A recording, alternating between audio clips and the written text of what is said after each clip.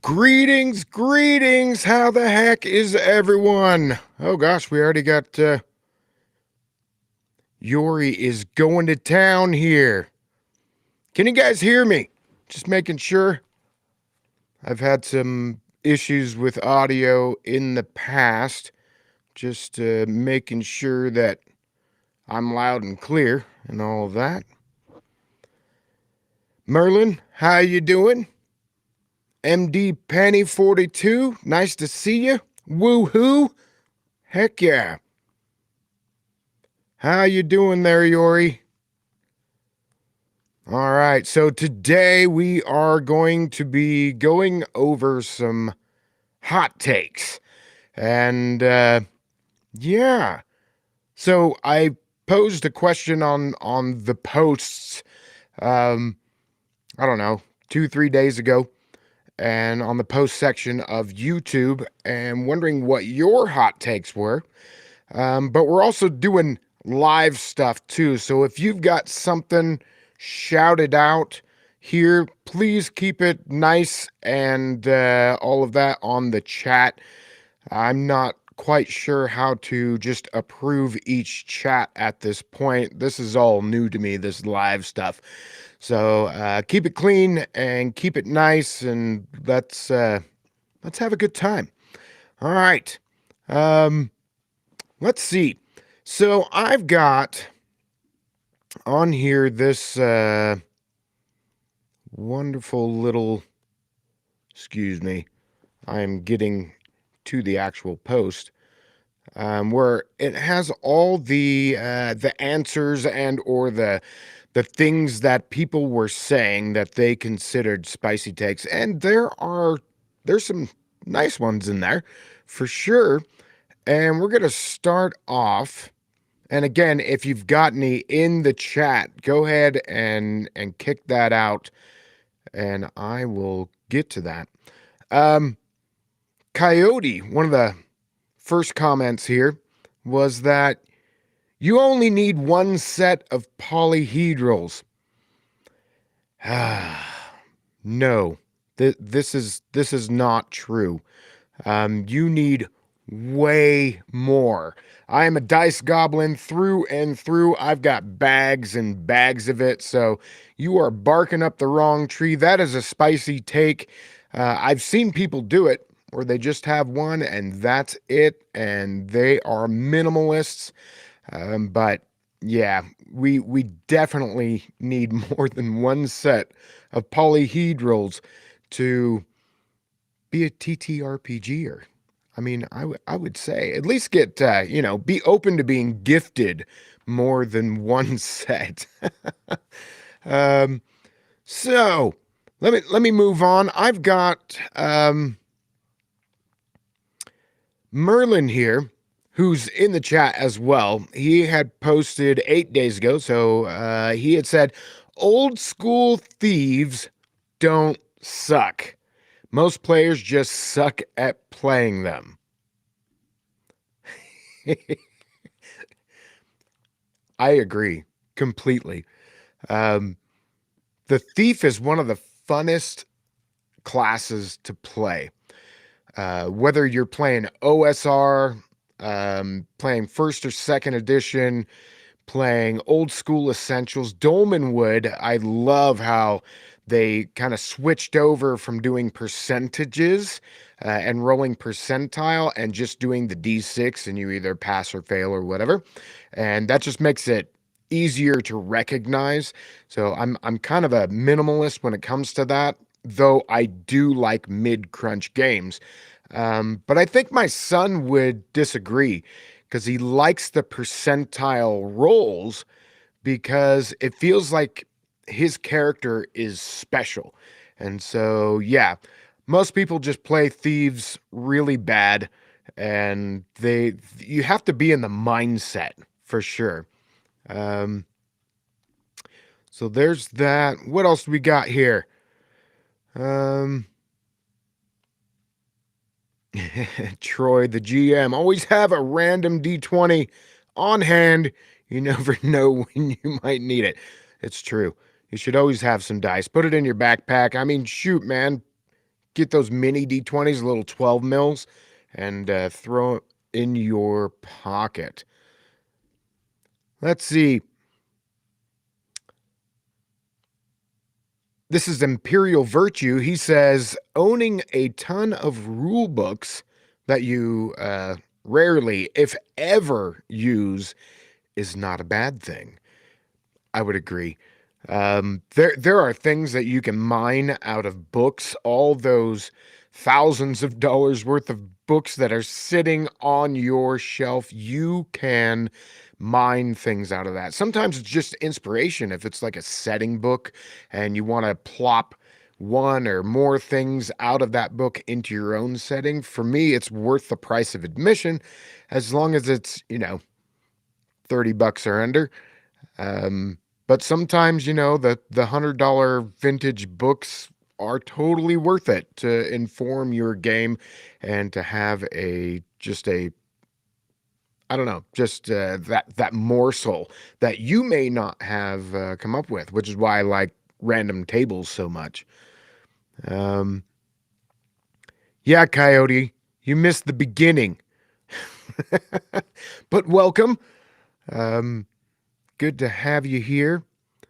Merlin said in the main chat here for the AD&D Thief, I see a lot of nerfing from other DMs. That's interesting. As well, not applying the key rules that make thieves shine. That is interesting. It's if you're gonna play a thief, play it.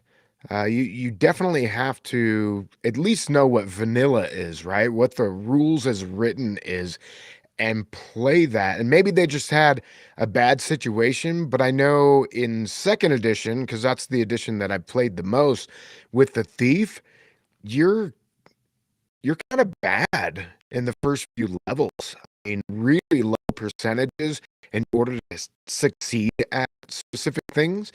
And really sometimes the problem is that the DM is giving control of those dice for a thief to the player. and I understand why, but there's a reason why it talks about that the dungeon master is supposed to be rolling, I think, a lion's share of those abilities so that the player doesn't know and that things can be revealed, like if they can't open a lock or pick a pocket or whatever. So that is an interesting thing that is totally not modern era TTRPGs. Um, yeah. Five of Hearts, one. Spicy take. Never use save the universe stories. Once that's over, every other story is less or, excuse me, or retreating another uh, world save story. So basically, there's nowhere else to go, is what Five of Hearts is saying. There is nowhere else to go. Once you've saved the world, that's it. And when I've done those campaigns, and I have to say, that's probably one of the story arcs that I have implemented, and I've done it really well. If there's anything to say, I'm not trying to pat myself on the back, but I feel very comfortable running those sorts of things, even off of the cuff, and including emergent play. So not knowing what the end result is going to be, but just ramping up and ramping up continually. And but yeah, it's definitely like you want a campaign that does that, and that's it. And they can be fun. I do enjoy them, but I'm also enjoying scaling back from that. I haven't done a world ending campaign in quite some time. And for those of you that have been around for a while, have seen my Taldore uh, playthrough. I talked about that. Not the playthrough, but just me talking about it, the critical role setting, which was a great setting. And I got to a point where I was just like, I want to do my own world. So we destroyed Taldore, and it became just a black rock floating in space. And we moved over to my own campaign world of Tarna. So yeah, um, let's see here. Hello, Rafi. How's it going, brother? Hope you're doing well today. Very cool. Simon Templar, how's it going, brother? Nice to see you. I'm going to go on to another one here. Um, this was a spicy take that I didn't understand at first and kind of had to really think about it, just the way it was worded. This was from Christian Wayfarer, 1997. He said, proprietary dice are pay to skip mechanics in physical form. Let's make a problem and sell you the solution. And I had to I thought that it was a reference to maybe a like video game RPGs and that sort of connection played to skip.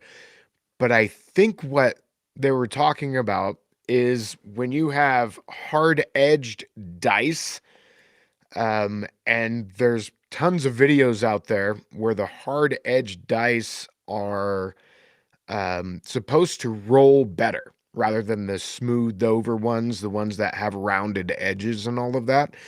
And I thought it was interesting because, yeah, a lot of those people are charging at least $25, but the normal price is like $50 to $120 for these hard edge dice. I'm sure you can find them at cheaper points, but they might not be completely, weighted correctly. So those that are doing these proprietary dice are, yeah, they're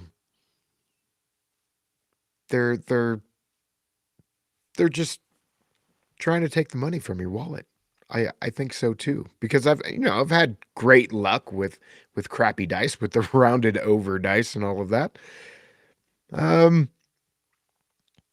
Yori says there's nothing wrong with saving the world It is not supposed to be the main objective, but a consequence. Yeah, for sure. And one of my favorite world ending stories, or situations that came about is when the characters bring it on by reading out of some, horrible tome that was supposed to be locked away, and they're like, "Ooh, we found this book, let's read it." And then poof, all of a sudden Cthulhu's coming out of space. So, yeah, for sure. Um let's see here. I'm looking for small worded ones. Just so that I don't have to sit here and try and understand.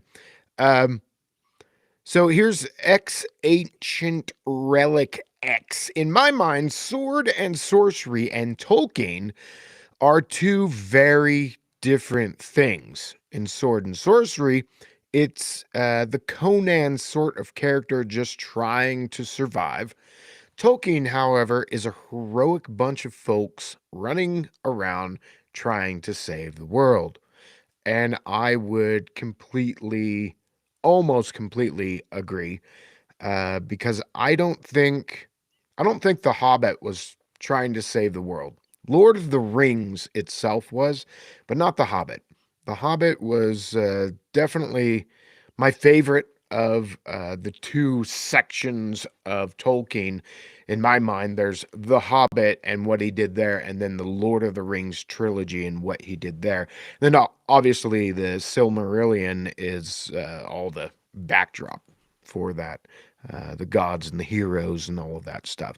And so I think that The Hobbit is all about understanding comfort, which I love, and Bilbo wanting that, the comfort of his armchair and wanting to go back home and being prodded to go on this adventure.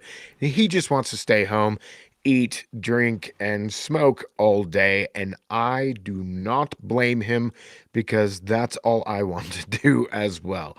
A hobbit through and through.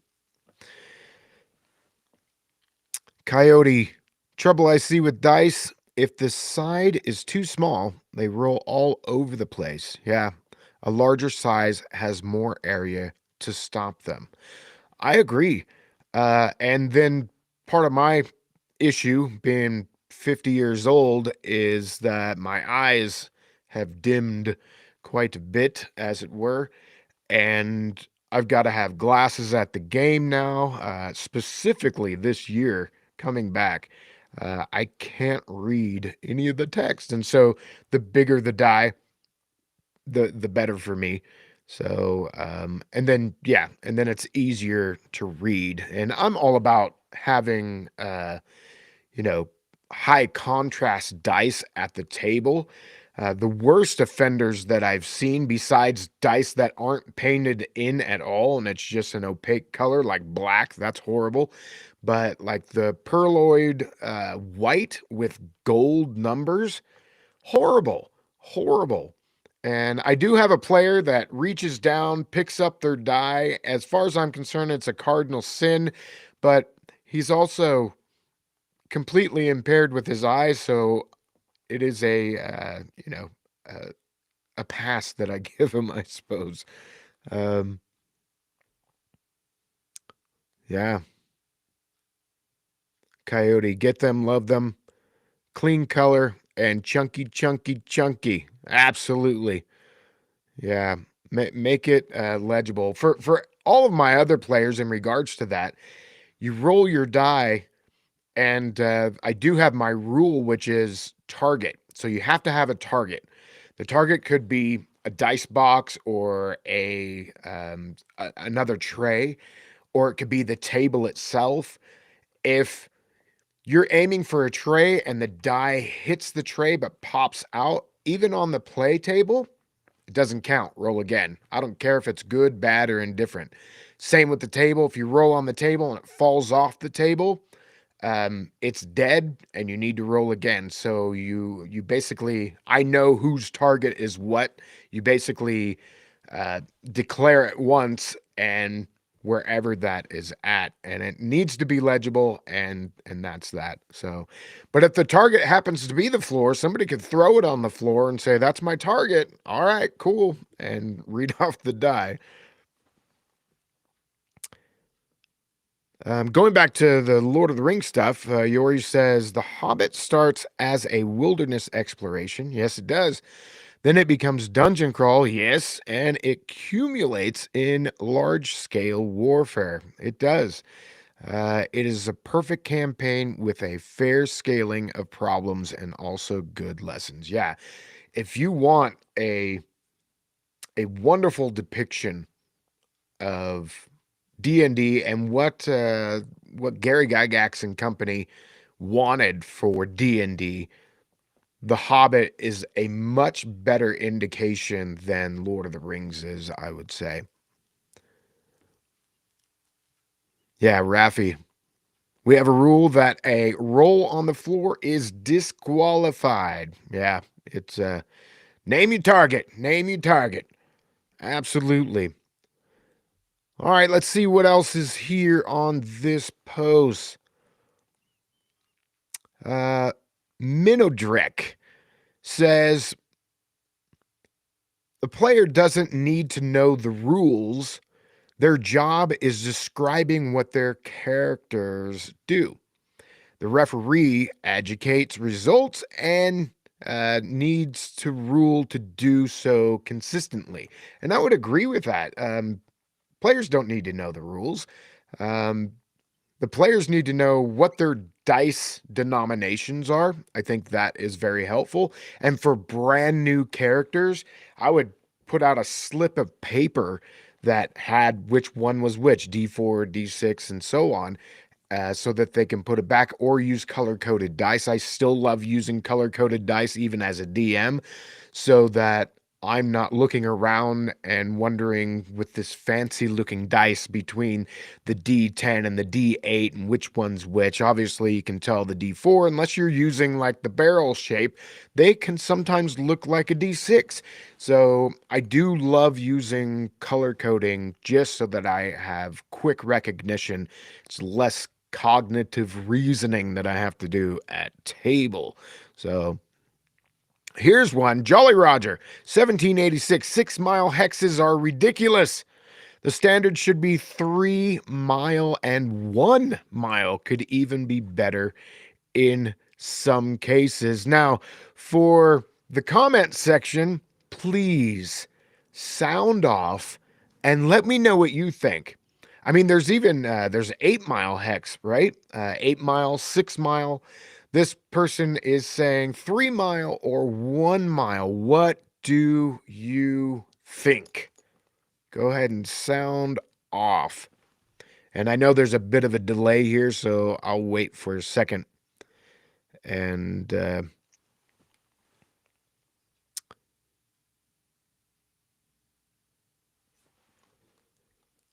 I don't know what to say about that. I don't know how to make that stretch out while I'm waiting for all of you in the comments to reply here.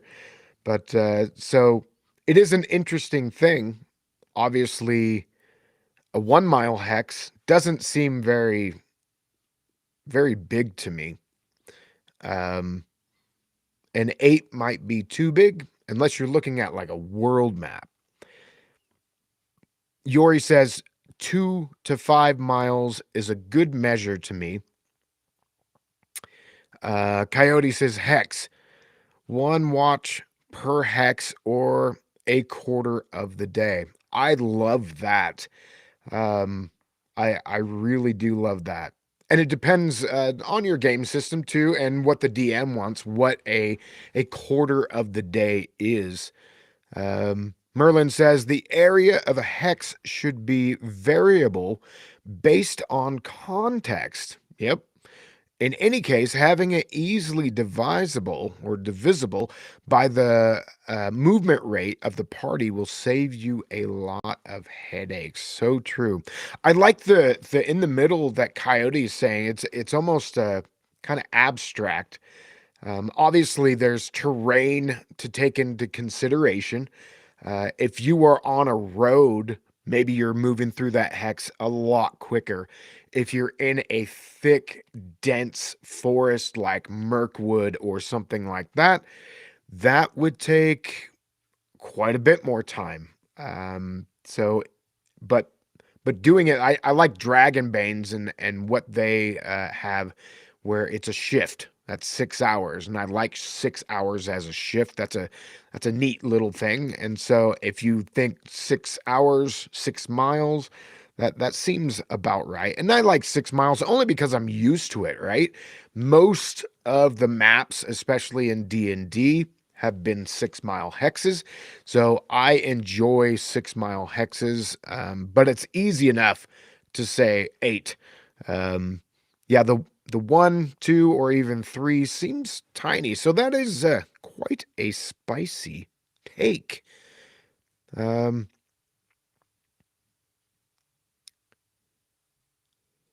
oh, interesting. This is an interesting one.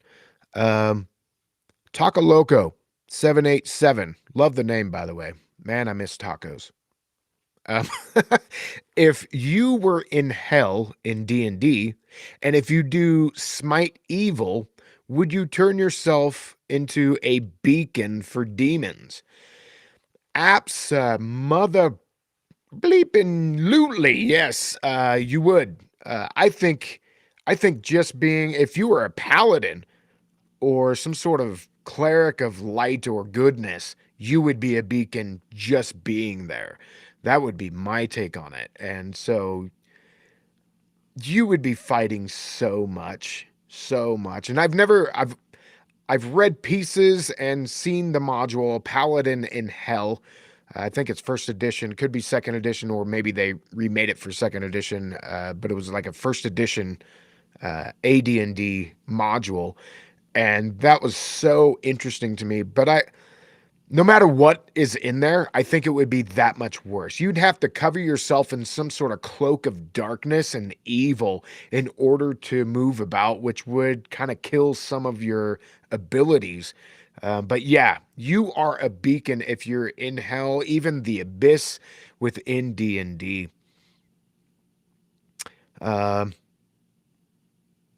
Yori, I am more of a point crawl person, so I don't quite use hexes too much. Yeah, I need to get more into point crawl. I like the idea. I think I do point crawl in theory, but I don't necessarily map it out. Sometimes the point crawl becomes sometimes a fade to black. I enjoy doing fade to blacks where it's like, let's just pass over this travel.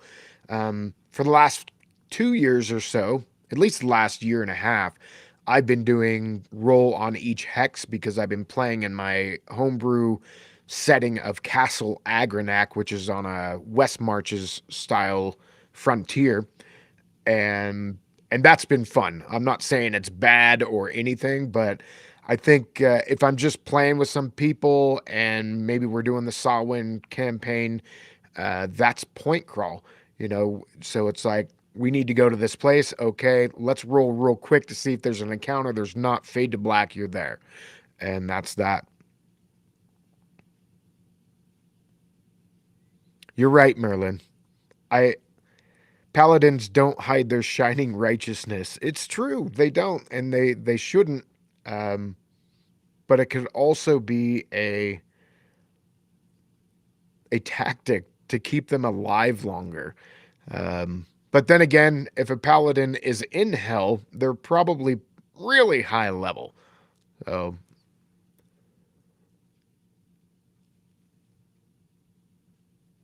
all right. I'm going back here to the comments. The Pale Emperor says D&D 5e is the best game ever for starting a fire while camping. Yes. Yes, yes, yes. And my angle on that is that it's because of WotC. I don't think 5e is a horrible game. I really don't. If you're playing with the core three books, Player's Handbook, Dungeon Master Guide, and the Monster Manual, and that's it, and never venture outside of there, um, first through 10th level, you're golden. I think it's a great game. I really do. I it's solid and it works. Um, but because of WotC and their shenanigans behind the scenes, from political ideologies and pushing that to the OGL scandal, the Pinkertons, all of that stuff. It's just what a scummy, horrible company. And there's such other good companies that are out there that are just way more worthy of your money. I mean, really, if you give these smaller companies your money, you're helping to, you're keeping it local, so to speak. You're sending, one of the designer's children to dance class or to music class or whatever. You're putting groceries on their table. You're not fueling a dragon, a corporation, as it will. And I'm not anti all corporations, but when you get to that space where it's where you have to cater to absolutely everyone, that's a problem, and that's as far as I'm going to go with that. Um, let's see. Yeah, Troy, the GM. There are other companies that make better high fantasy worlds. 5e as a system isn't too bad. System, easy enough for me to say, isn't too bad. Yeah, it's not too bad. And I really, for modern D&D esque Dragonbane by far. I'm using Dragonbane in my current adventure series, and I'm using the adventure in the box set, and it's wonderful. It's got the 5e flavor, but it's way more scaled back. It's not as heroic, like super heroic. It's still heroic, but it's not super heroic, which is not really my jam. I'm not into that. I want there to be some real conflict in that. And I've been reading through Tales of Argosa, and man, the more I read in that, there's some things that I have an issue, mostly like just design ideas. Um, like certain races that are in it, as well as a couple of the classes. Like Artificer just seems too science fantasy to me, and D&D is science fantasy. I'm I tend more on medieval fantasy, not necessarily historical. It's just stripped down. I mean, obviously, we're still using magic and stuff like that. But yeah, much better games out there that will do the game better. So I'm looking forward to getting deeper into Tales of Argosa, and they've got some great little supplements like their little tarot cards. I think that would be great in any game, and they just have different nouns, verbs, and adjectives, and a picture, and that you can interpret. Great for oracles, and then their little dice thing that they're selling too, which has an oracle as well, like a yes and no, and danger probabilities and all of that. So yeah,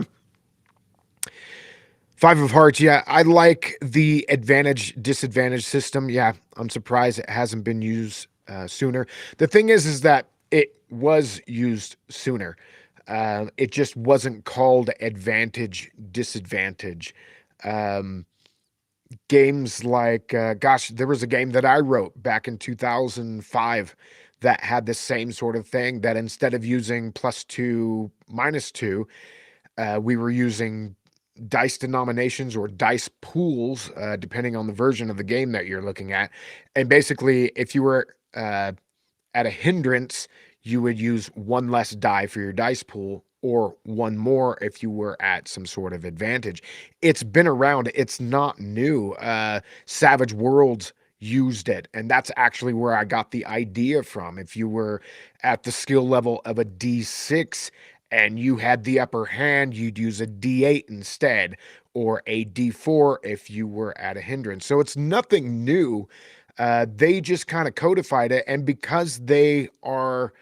um, because they are popular, they get credited with the invention of it, but they didn't invent it. Maybe the terminology. I like boon and bane, anyways, as a descriptor. Um, I'm really excited for Arkand in Dragonbane. Yeah, I did a late pledge, and so yeah, I have everything Dragonbane so far. I was gonna do it during the Kickstarter, and I'm like, I don't know if I'm going to do this one. And then once it finally, they said that they were getting closer to ship, or they came out with a beta or alpha version of one of the books, and I was like, forget it. I'm getting it. So I got it. It's on the way. It's looks fun. Looks real fun. Um, Five of Hearts. I run Savage Worlds East Texas University, and that's a great idea. Yeah. Yep. Use the dice to go up or down the scale, and I think it helps. And in a game like Savage Worlds, using that engine, um, it could be an advantage or disadvantage. I tend to find that sometimes you fail more with the higher denominations. At least in my games, I haven't played a ton, but I did. I played a lot with Deadlands Reloaded back around 2010 or so. Um, so I've got experience, but not a ton, not like a year-long campaign or anything like that. Um, so Merlin says the 2E players option system had something similar with character points where you could spend a point for a mulligan. Yeah, yeah, that's right. Um, Adding complication, it got a little complicated, but the thing is that once you get up to those where you're using player options in second edition, all the rest of the rules are like in the back of your mind. You have them, and so sometimes people are looking for a little bit more crunch, and that's why those fun things came out. Um, Merlin again. Thanks for being so active. Spicy take. The 2E player option books aren't trash. I agree with that. They fix a lot of wrong with 2E, though not everything they offer is gold, of course. They are still good. Yeah, I agree.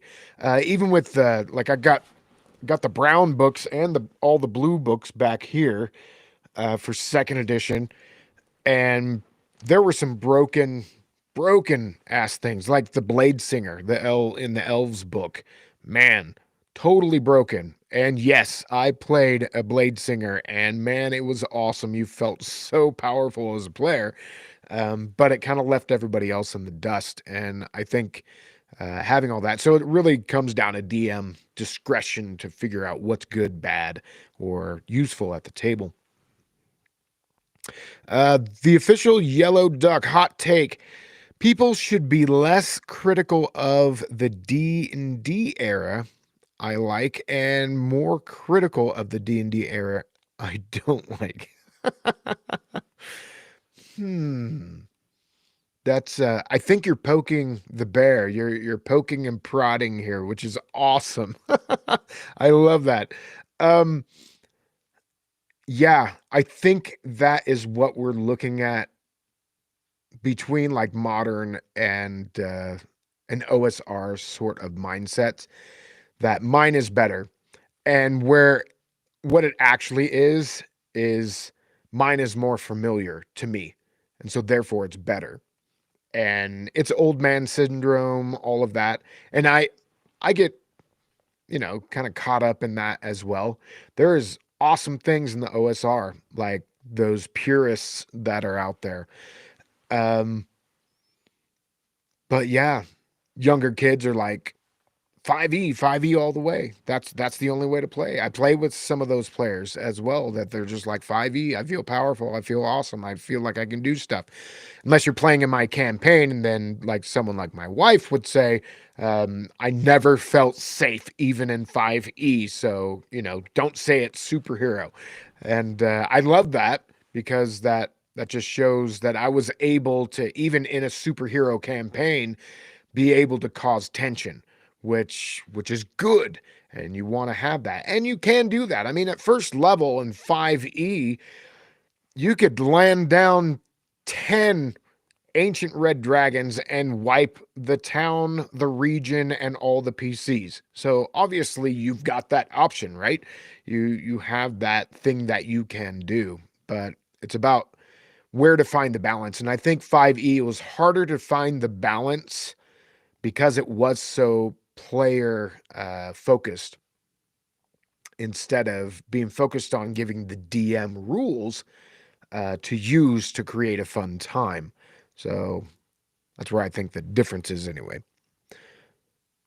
So Merlin, I agree with Yellow Duck. More hatred for 3E and more love for first edition. Yeah.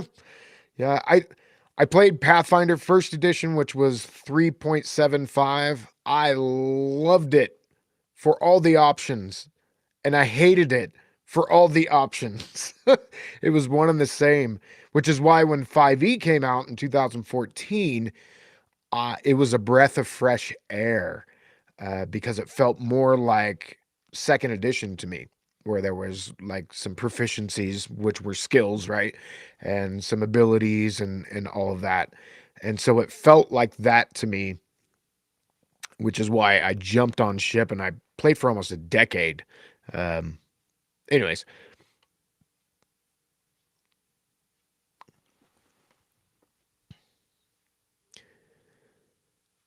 Taco Loco, do you think that 5e is better than 4e? Yes, I do from what I know. I never played 4E, so I can't make a 100% uh like definitive, like I know that system and this is why. I couldn't break it down, but I remember sitting down with it and reading through it when it first came out. I was at a round table pizza. Somebody had it and said, "Check this out." And I went through, and I couldn't put my finger on it at the time, but I understood that it was very video gamey. Um, and so that was the bad of it. But from what I'm hearing from other DMs that have played it, is that it does the combat really well. Having awesome little tidbit rules like minion rules where they're like one hit point creatures.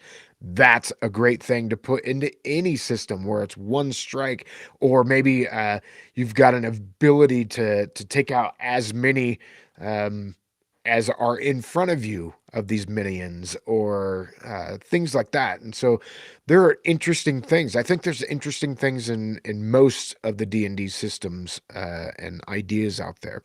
So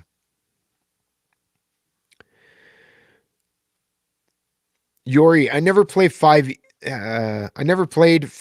since 2017. I replaced it with a simple D6 homebrew medieval game I created, inspired by fighting fantasy, zero level DCC, and black box D&D. Played with a lot of people, even kids. Yeah, sometimes simpler is better. And Gygax, I think pre TSR, publicly traded TSR, pre that, he would have said, yes, make up your own system. This is because that was their mindset. But once they were a publicly traded company, then yeah, you almost not almost you cannot say go play another game or make up your own game, because your game is the only game, because there's shareholders and they need to make a profit. So yeah, make your own game. I'm still with Gary on that until I have a publicly traded company. um I'm going to keep saying that as well. First edition did the minion style rule already, the colloquial mook rule. Oh, that's right. I forgot about that. Fighter classes get one attack per level of experience against anything with less than a full hit die. Awesome. Yeah, it's true. There's nothing new under the sun. It's all been done. It's just being repackaged, I think, Merlin, for sure. Yep. I love throwing waves of mooks at the players, and they love the mass slaughter with their warriors. Everyone wins except the mooks, of course. Of course. I like in playing Dragonbane, the goblins are tough, man. They do a lot of damage. And I like that better. I like where the playing field is not as, I don't know, spread, between a red dragon or a ancient dragon and a goblin. If you get 15 to 20 goblins, it's going to be pretty tough. Maybe not like a dragon, but pretty tough. It's going to be comparable. It's just different tactics. Um, so yeah, very good. Yeah, Coyote. Dragonbane damage is scary. It is. And I love the low hit points. I've That's been my homebrew even in first and second edition. It's like you cap. And sometimes I'll just do okay, everyone roll, even though you're first level, everyone roll for fifth level hit points or sixth or seventh level hit points. Those are your hit points from the beginning of this campaign to the end.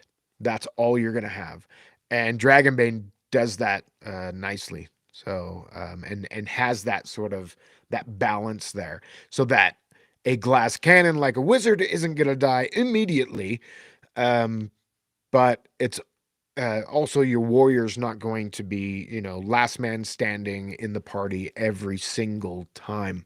So, and I like that. I like that sort of thing.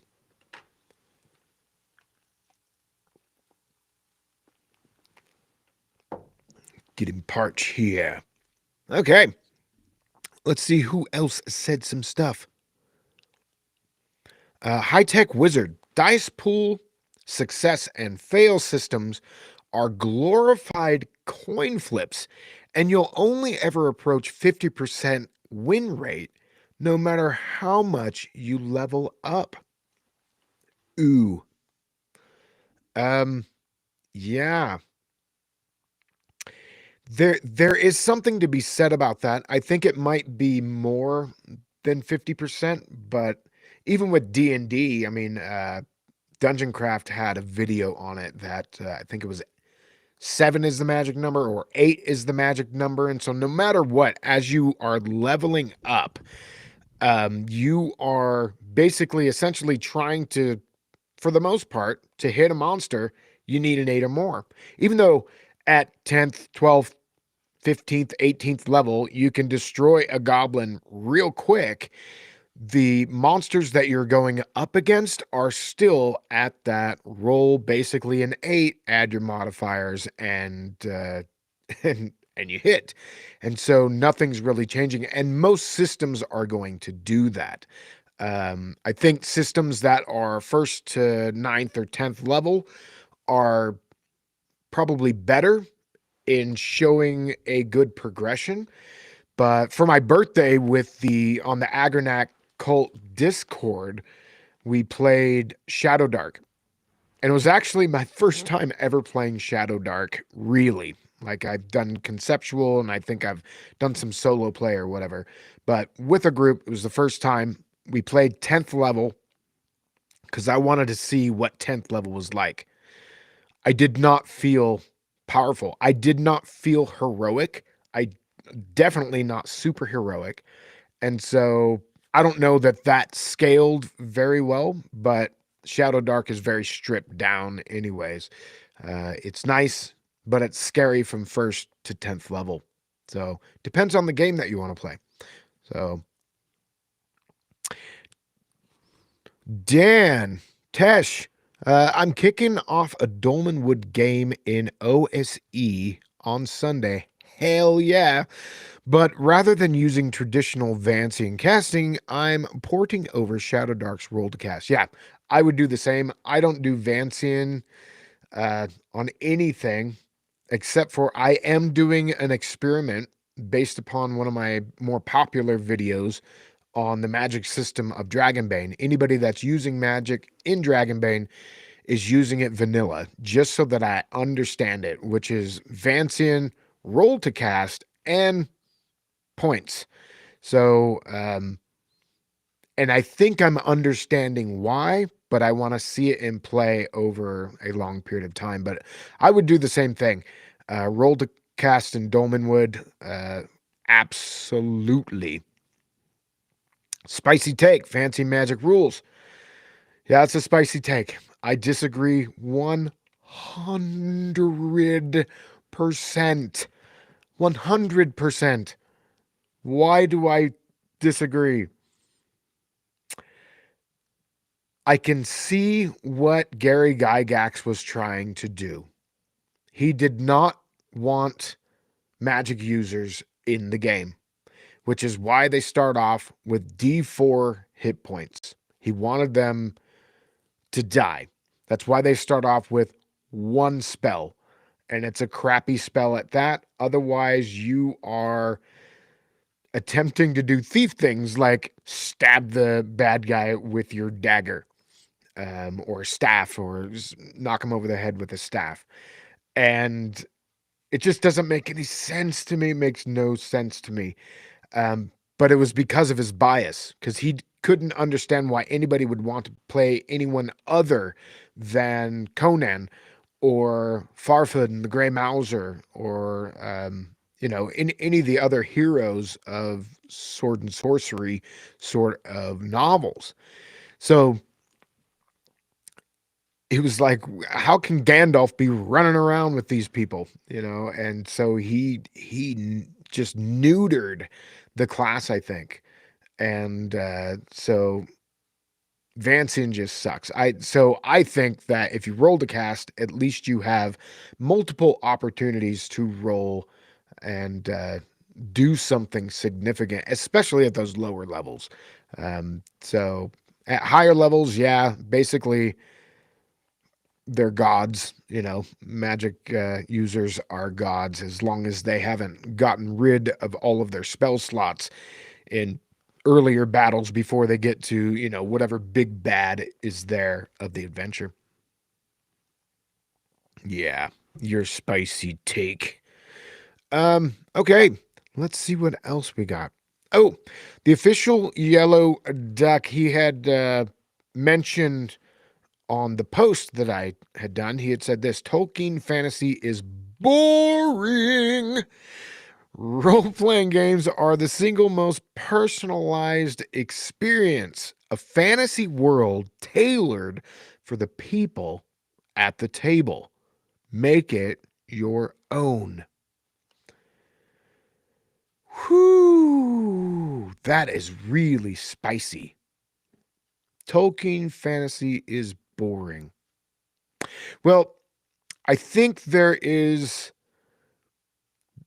an interesting oxymoron here where you say that Tolkien fantasy is boring. The very next sentence says that role playing games are the single most personalized experience. So if someone wants to play Tolkien sort of game, that might be exactly what they want. And it can be a personalized experience for their table. So, yeah, that is a spicy take. I think you're just trying to ruffle feathers, but maybe not. Maybe not. Maybe you really believe this, because you go on to say somebody had clapped back and said, "What games are Tolkien based? D&D sure isn't. Having an elf and a dwarf doesn't make your game Tolkien based." And then the Yellow Duck came back. The original D&D included hobbits, but later the game began using the name halfling as an alternative to hobbit for legal reasons, and that's true. And it is very true. D&D, here's what I think of D&D as a vanilla system. It is way more science fiction fantasy than it is Tolkien based. We have Tolkien things because that was nice. But if you got the first Deities and Demigods book, you'd see Cthulhu in there. And you'd see, I don't know if Lankmar was in there. Was it Faerun? Not Faerun. Oh gosh, whatever the world name is. Um, Nuhan. Yeah. Um, that if you had this mishmash of everything, which is why we get big worlds like in Mystara, where you have an Anglo-European nation, and you've got the five shires, and you've got a French place, and you've got a Native American Indian place, and you've got just all this stuff. The Mongols, they've got a place. The Middle East kind of has a place. So it's very interesting. Everything was a mishmash, and I think they were throwing absolutely everything at their books, especially their adventures and stuff, hoping that something was going to stick for somebody. And it just became a nightmarish amalgamation of so many different properties and thought processes. And so throw a beholder in there, yeah, that's Cthulhu, man. That's like more space opera to me than it is medieval fantasy. And so in that, I think you're right, that it's not Tolkien. It had a basis. It was like, oh, these would be cool races to use. They didn't know what else to use until they came up with stuff later, like through Dragonlance and being like a later fifth edition. I don't know when they started, but Dragonborn and all of that. So yes. So the official Yellow Ducks says yes. I was just ruffling feathers. I figured as much. Um, Yori the Human Mistar is the most complete D&D setting ever because it has all the themes and civilizations for any campaigns. Yeah, I agree too. It has everything that you need, uh, no matter where you want to go and what flavor you want to have. Um, but in that, I tend to stick with just one area. If I'm going to play in Karmikos, I do a campaign in Karmikos. If I do a campaign in Galantry, I'm going to do a complete campaign in Galantry. We might hit some of the nations off to the side. Maybe there's some political intrigue, but the lion's share of that, the vast majority is going to be there in that. And yeah, Five of Hearts, the Gazetteer books are great. They really are. Some of them a little goofy from what I understand. I haven't read all of them, but just listening to like Mr. Welsh talk about them. I do love Carmicos, the Gazetteer, Gaz One. Very good. Good stuff. All right. We're coming up on the hour here, and I'm only going to go probably for another 10 minutes or so. So if you've got more spicy takes that you want to get my take on, just listen to me blab about, go ahead and throw them in the chat. Hot take from Merlin: the D&D Rules Cyclopedia is the only truly complete D&D rulebook system that doesn't require any additional supplements, adventure modules notwithstanding. Yeah, if I think if you want the most complete D&D rules set, Rule Cyclopedia. Period. I really I do agree with that. Um, Even though arguably you could say first edition, Player's Handbook and DMG does a great job, but I don't know. I think ease of entry. for people, as well as fleshed out rules and the amount of fleshed out rules that you have. Absolutely. I really like the rule cyclopedia. It is awesome. Five of Hearts, I like rules cyclopedia, but I still like having the basic experts separate. So it's smaller and easier to digest. Yeah, it's true. And I've got this guy. Oh, BX in one book. Oh, yeah. Awesome. Good stuff. Don't ask me where I got it.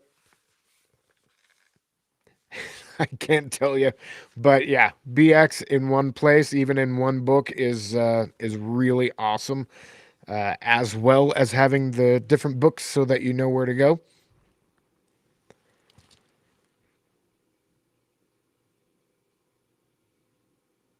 Merlin, if I lost all my stuff in a fire, I'd probably just reacquire the Rule Cyclopedia, and that would be my game going forward. Much as I love AD&D 1E, it's a lot of books. Yeah, yeah. If it could be like the Desert Island, the Desert Island book. I've got the Rule Cyclopedia ready to go, and it's awesome. It's true. All right. Any last minute spicy takes? Let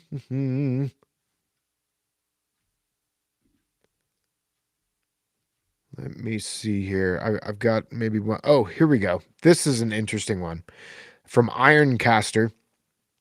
Monks should have never been made a core class. They are kung fu tropes getting pressed into Tolkien esque settings. Cast them off to a setting source book like The Artificer for 5e and be done with them. I agree. I agree wholeheartedly with this. Um, yeah, I don't like monks in my medieval fantasy game. It just doesn't make sense. I love playing Oriental adventures, like from that. I know that that's not politically correct to say that, but Asian campaigns with martial arts, kung fu, and so on and so forth. I love playing those games, but when I'm playing those games, I want to be in that and in that only. I don't like the crossover. It just feels off to me. Um, so yeah, I don't like it. And so I forbid if we're playing first or second edition, or excuse me, first edition sort of rules or fifth edition. Not that I play that anymore. No monks. Sorry, not sorry. I think it clashes too much with my idea of what I want at my table. So, um, let's see. Five of Hearts. What is the best setting and why is it Planescape? Oh man, that is that's a good one. Um, I've read enough of Planescape and you know um, played in all these alternate dimensions and different planar places, not necessarily using the Planescape stuff, but using the different planes of existence. I love it. Once you get past like 13th level, if you're gonna keep going, planes, I think, are a necessity. You need to be able to go and go to Mechanus and play with the Modrons and or the Modrons and go to all these different places. Go to the Abyss. Go to the Nine Hells. Go to just Celestia and all of this. It is a necessity. And I love doing that. I'm always putting gods in my game anyway, so big, overwhelming, huge creatures. And so I have to force myself, and I've been forcing myself for the last 2 years or so to keep it grounded in the world. And I still have to put in the gods and they have to interact. It's just something that I love. So yeah, Planescape is awesome. I haven't played that specifically, so I can't talk about that. So um Yuri the Human spicy take. More important than the game system you used is the epic story and the living world you build and play with your players. That's how great fantasy campaigns like Blackmore were done. Oh, so true. It is. Yeah, I don't know how spicy that is. I think it's recognizing that and creating that story. I think that's why we do what we do and why we love it and why I love it. Um, Here it is. Minodrak. I have a spicy take. Race as class is better than race plus class. Yes, I think you're right, but not because I initially thought that. Initially, because I come in with first and second edition. When I finally saw a basic book, I thought it was weird that elf was a class and that halfling was a class. I thought it was very strange, and I had a aversion to it. But the more that I play, the more that I like playing in a human centric world completely. And because of that, I think race as class is the way to go because they are different creatures. And I believe in level cap for them. So yeah, I would agree. I wouldn't have said that even 4 years ago, maybe not even 3 years ago, but today, absolutely, I agree. I completely agree.